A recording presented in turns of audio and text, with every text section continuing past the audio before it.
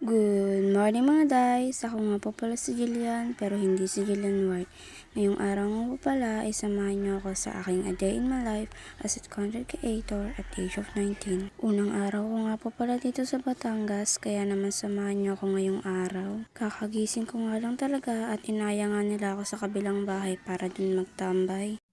Medyo malayo nga pala ito dun sa aming tinulugan.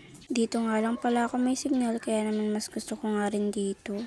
Pagdating nga namin ay hinanap ko nga agad ang aking pinsan. Pagpasok ko nga dyan ay tulog pa nga daw sila.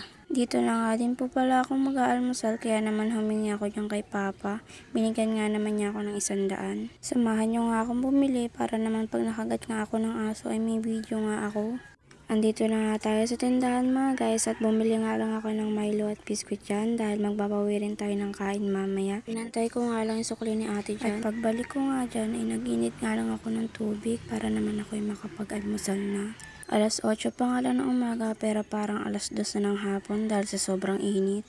Hinugasan ko nga lang pala yung mga kamote dyan para mailagan na natin. Ito nga po pala ang almusal ng aking mga kasama. Binaliktad ko nga lang yun dyan para naman pantay ang pagkakaluto.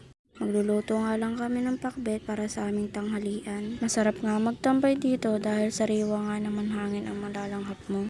Inumpisahan ko na nga po palang hiwain ang mga kailangan dyan sa ating pagluluto. Ayan at niready ko na nga lang para sabay-sabay na nga itong lulutuin.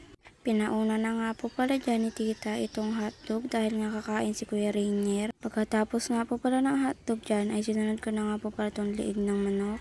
Tapos na nga ako magluto dyan guys, kaya kumakain ng Kuya Rainier nyo dahil may pasok siya.